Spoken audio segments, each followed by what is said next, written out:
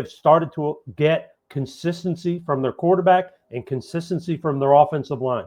Because the first part of the year, Nico, who transferred in from Tennessee, a lot of publicity over what happened. He's a big kid, big arm. When he is doing things well, he looks like a future star.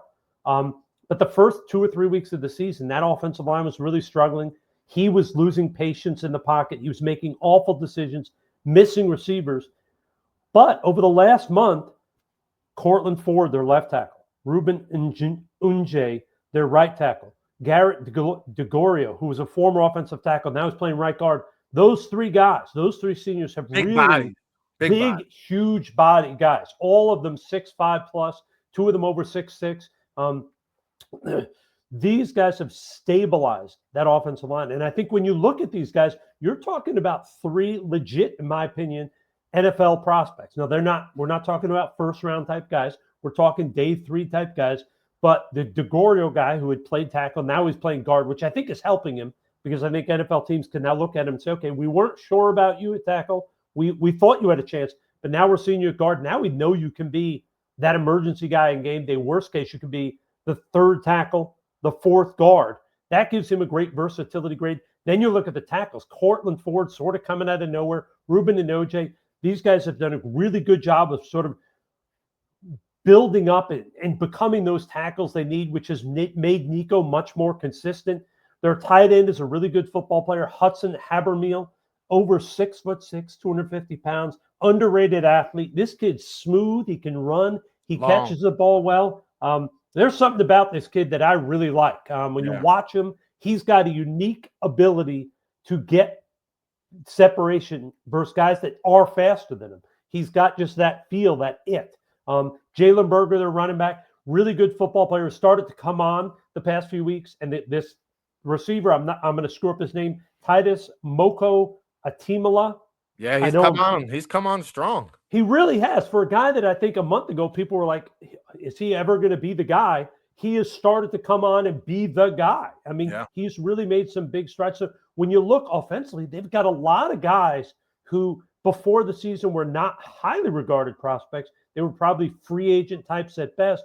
I think a number of, and I think even the first 2 or 3 weeks, people probably would have said the same thing. But Coach Skipper, and I think the confidence, and Coach Neuheisel, I think all of that combined has some of these guys playing better, and overall they're raising their stock. On the other side of the ball, they've got a few guys. They don't have a huge amount of upperclassmen defensively. Their best one is Gary Smith, their nose tackle, 6'1" and change, 329 pounds, big long arms, 33. Powerful kid. He's a way better athlete than you expect for a 330-pound kid. He can get a push, but he can actually move a little bit. This is a guy that I think is going to challenge. Now, we don't know for sure where guys are getting drafted. I think he's got a chance to push into day 2. Athletic defensive tackles that are 330 pounds generally are thought of as nose tackles, but this kid's not just a nose. He's got a little bit something to him. 2 other D linemen that they have there that are on the NFL radar. Don't think they're going to get as much love as Gary Smith or Jacob Busick, defensive end, just under 6'4", 265. And Keanu Williams, 6'5", 320, a defensive tackle playing next to Gary Smith. Big, long kid. He's not as good as Smith in my eyes, but I think he's going to get some run. JoJo Vaughn's their linebacker, undersized kid. I don't know if he really looks as a linebacker or is he a safety playing up as a linebacker, because he's about 6 foot 215, but he can run. He makes plays from sideline to sideline.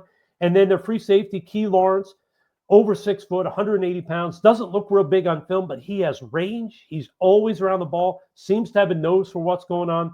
So defensively, they don't have a lot of superstars that are going to be high picks, but they've got a handful of guys, 4 or 5 guys that are going to get an opportunity at the NFL level. And the Gary Smith, to me, that nose tackle, defensive tackle, whatever you want to call him, he is an underrated guy. I think he's better than he's getting credit for, and I think he could be the key to UCLA staying in this game, because if he can be disruptive and make Mendoza not be able to sit in the pocket and make plays throwing the ball, just disrupt him a little bit, that could be enough to keep that offense from getting rolling.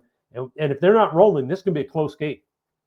No, I agree with you. It's going to be a very fun game to watch. And you mentioned Key Lawrence. It feels like he's been around forever. As has the running back, Jalen Berger. Yeah.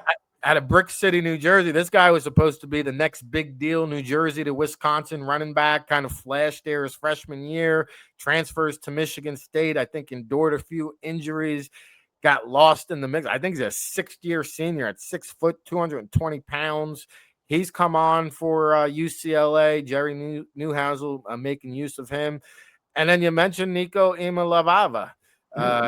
He's I mentioned Nico. I let you screw around with the last name. You let me butcher his last name, and I've been practicing it too. And I'm disappointed with the end result there. But Nico has really come on strong. He's making better decisions. And Russ, when he throws the ball downfield, I mean, this guy throws a beautiful deep ball. He's got a cannon of an arm. Obviously, he can make plays happen with his legs. I thought coming into the season he could maybe contend for the first round, but he's a redshirt sophomore. If he were to declare, he's probably in that day 3 category. But I think at this stage, he either comes back or he transfers. But what do you think about his upside and potential at the next level? Well, I think his upside is definitely there.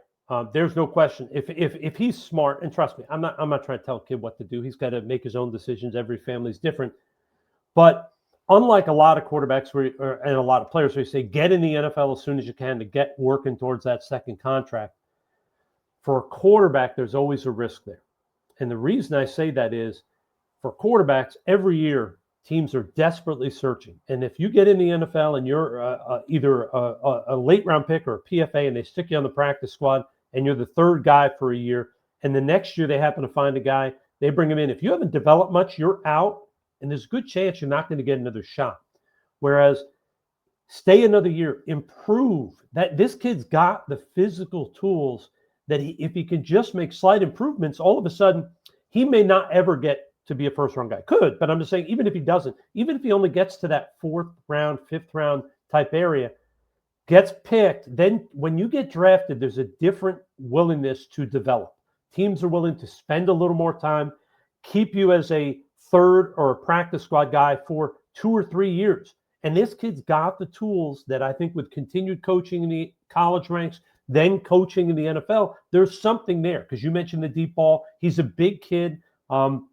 There's something about this kid when I watch him play that I look at and I think, man, there's something here. If they can just get him to be more consistent, move his feet a little bit more when he goes through progressions, stay consistent with his mechanics.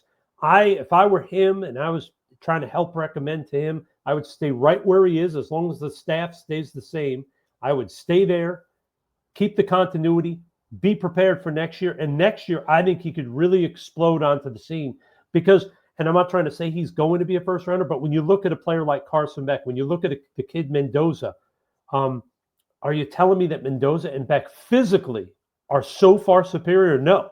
Right. Now, it's their consistency. It's what they do on a game-to-game basis. Well, Nico did the transfer thing, caught a lot of heat, went through all of that, had a bad start to the season.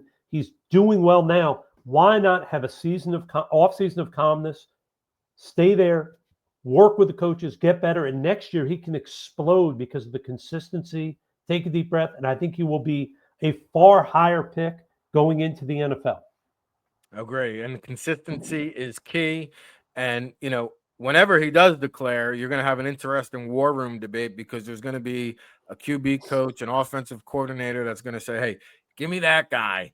I'll tap into him. I'll coach him up. I can get it out of him, right? That's the kind of prospect that no doubt. That's exactly what he is. And that's the argument you always get is when you have a kid that maybe is 6'1" and change, scrappy like a Baker Mayfield, and don't get me wrong, Baker has elite talent, but the guy that may not have premier, rare, special tools, and then you get a big, tall kid who can make all the throws and makes it look easy. There are a lot of coaches that say, oh, I can change him. I can coach him. I can get the best out of him. When the reality is most college coaches know what they're doing, and most of them are as good, if not better, than their counterparts at the NFL level. So it's sort of an insult when coaches say, oh, I'll coach him up. Well, he's been getting coached by some good coaches in college. Not many guys get dramatically better with their coaching in the NFL. So that's why I'm saying for Nico, take your time, enjoy this offseason, get ready. You've got a chance to really blossom, and then there's no questions. Then teams are going to feel comfortable with what you are because there is definitely NFL starting potential in this kid. He just has to unlock that consistency.